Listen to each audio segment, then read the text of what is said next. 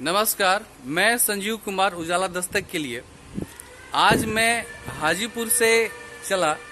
सोचा कि आज कहीं चल के कुछ ऐसा न्यूज़ बनाया जाए जो लोगों के लिए भी सुकून भरा हो। तो आज मैं चलते चलते सोनपुर पहुंचा। सोनपुर भी एक ऐसे जगह पर मैं पहुंचा जहां लगा मुझे कि इससे बढ़िया जगह और मुझे मिल नहीं सकता, क्योंकि यहाँ के लोगों को मैं बहुत पहले से भी जानता रहा हूँ और मैं इस जगह पे आता भी रहा हूँ।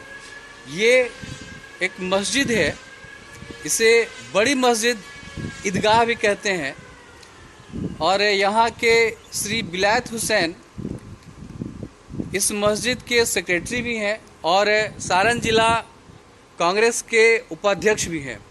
क्योंकि ये मस्जिद सामाजिक के काम के लिए हमेशा सुर्खियों में रहता है।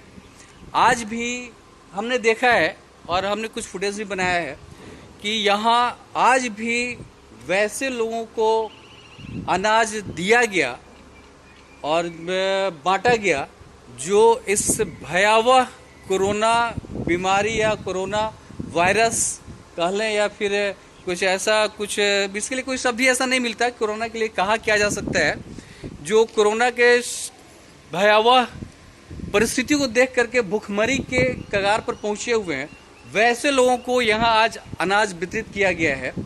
आइए इस मस्जिद के इमाम कारी अशरफ जी से मिलते हैं और कोरोना के विषय में कुछ बात करते हैं।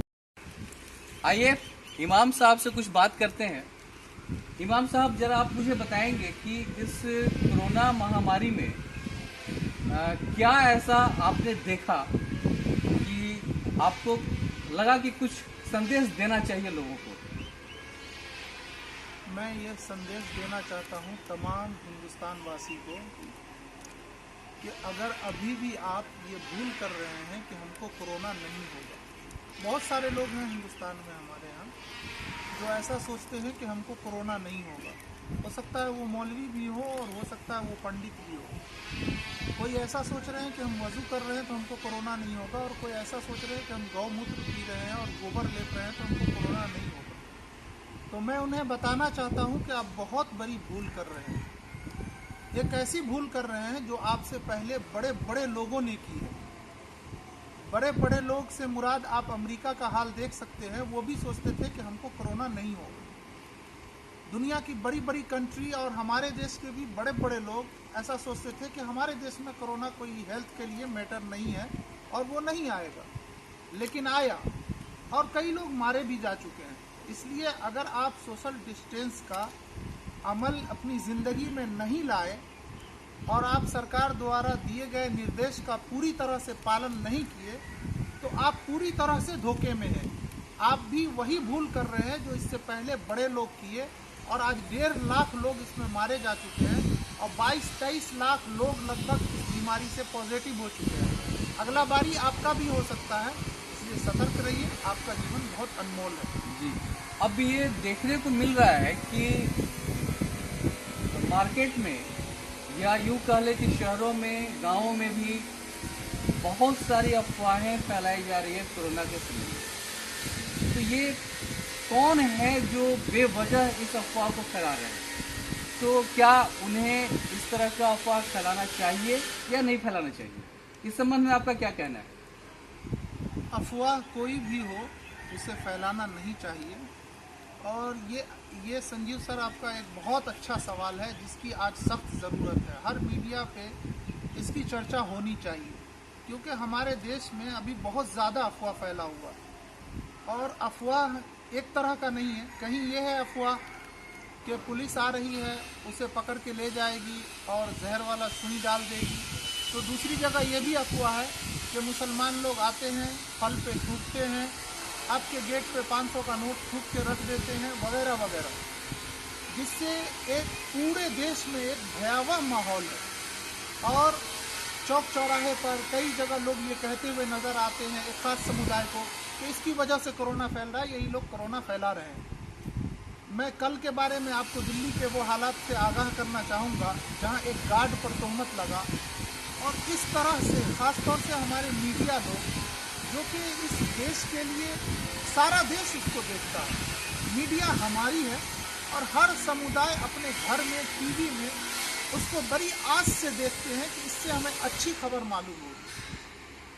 होता क्या है कि वो ऐसा बताते हैं लोगों को, जैसे मैं ज़्यादा लोगों का नाम नहीं लूँगा, एक हमारे जी न्यूज़ है, जिस तरह से एक खबर आम की कि मौलाना अगर कुछ फतवा दे दे तो सारे लोग एक तरफ चला जाता है, उसी तरह से आज ऐसा लगता है कि जी न्यूज़ अगर कोई फतवा दे दे तो सारे लोग उसी बात को मान लेते हैं। एक कान की बात को सुन करके दूसरी कान की सुनना ही नहीं चाहते हैं। भगवान ने 2 कान दिया है, ईश्वर ने 2 कान दिया है। इस कान से भी सुनिए, फिर इस कान वालों की भी सुनिए, फिर बीच में खोपड़ी है, दिमाग है, लगाइए और फैसला कीजिए। तो हमारे सुधीर जी कह रहे थे, हम भी वो न्यूज़ इत्तेफाक से देख रहे थे, तो कह रहे थे कि एक खास समुदाय है इस देश में, ये लोग कानून नहीं मानते हैं, ये लोग के सामने देश का कानून कुछ बड़ा नहीं, कोई महत्व नहीं रखता है। ये लोग मौलवी के फतवा को मानते हैं और जब तक मौलवी का फतवा ना आए ये सुनते नहीं है किसी की। इससे क्या होता है कि दूसरे समुदाय का आप पक्षधर कर रहे हैं। ऐसे में दूसरा समुदाय क्या करता है, वो ये सोच लेता है कि यकीनन में ये मौलाना लोग जो है वो देश के कानून को नहीं मानते हैं, जबकि ऐसा नहीं है।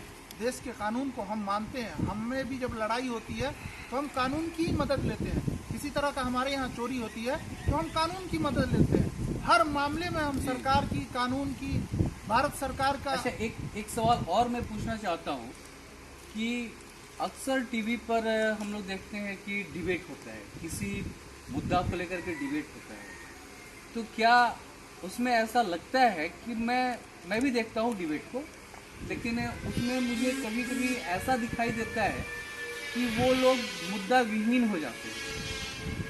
मुद्दे पर तो चर्चा नहीं होती, लेकिन इधर उधर की बातें ज़्यादा होने लगती है और उतावलेपन में आ जाते हैं। क्या ऐसा होना चाहिए? क्योंकि ऐसे मैं किसी खास समुदाय के विषय में या उनके बारे में नहीं कहूँगा, चूँकि ये अच्छा भी नहीं लगता, लेकिन चूँकि वो बुद्धिजीवी हैं और कहा जाए तो वो बहुत कहते हैं कि मैं बहुत ही ज़्यादा एजुकेटेड हूँ, तो क्या आपको नहीं लगता कि वो मुद्दा से अलग हट करके फिर बातें शुरू हो जाती है?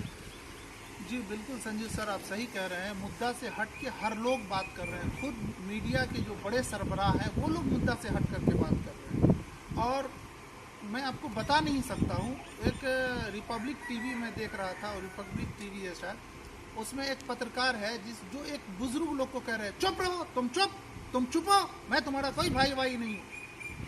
तो एक ऐसा मतलब भयावह स्थिति, मुद्दा को भटकाने वाला स्थिति होती है। आप थोड़ा गौर कीजिएगा, कभी भी कोई न्यूज़ को देखिएगा तो एक मौलाना को कोई मौलाना कुछ बोला अगर, तो उसको न्यूज़ पे बुला लिया गया। अब वो मौलाना न्यूज़ पे आया और 5 आदमी एक पक्षधर की बात करते हैं, एक सोच रखने वाले होते हैं, एक आइडियोलॉजी वाले होते हैं 5 लोग, और जो दूसरा लोग एक आइडियोलॉजी रखने वाले होते हैं, ना तो उनको टाइम दिया जाता है, ना तो उनको बोलने दिया जाता है। सारे न्यूज़ पर देखिएगा, जैसे ही वो मुद्दे की बात करना शुरू करते हैं तो जोर जोर से उसको छुपाया जाता है कि नहीं आप चुप रहिए, आप ऐसी बात नहीं बोलिए, आप ये गलत बात है। 5 आदमी मिलके अगर एक आदमी को दबाएंगे तो उस आदमी की बात सबके कानों तक कैसे पहुंचेगी? और जब तक दोनों तरफ की बात कानों तक नहीं पहुंचेगी तब तक लोगों के अंदर एक तरह का भ्रम फैलता है और लोग कुछ गलत सोचने लगते हैं। समाज में इसका बहुत बुरा असर। मुझे तो कभी कभी लगता है कि वो लोग सत्ता लोलुप व्यक्ति होते हैं जो इन सभी तरह का जो चर्चा होता है, तो उस चर्चा में लेकिन बातचीत ही नहीं होती, बल्कि बहुत कुछ होना शुरू हो जाता है। मुझे तो लगता है कि वो लोग सत्ता लोलुप व्यक्ति हैं कि अपने टीवी पर आकर के अपना चेहरा को दिखला देना है, फिर तो वही काम करना है जो पहले से करते हैं। बिल्कुल आप ये सही कह रहे हैं। आपके इस सवाल से मैं सहमत हूँ। लगभग हमको लगता है जितने लोग भी टीवी पे आते हैं वो लोग आमतौर से सत्ता से जुड़े हुए हैं और सत्ता के लिए ही कहीं ना कहीं कुछ काम करते हैं। जी बिल्कुल।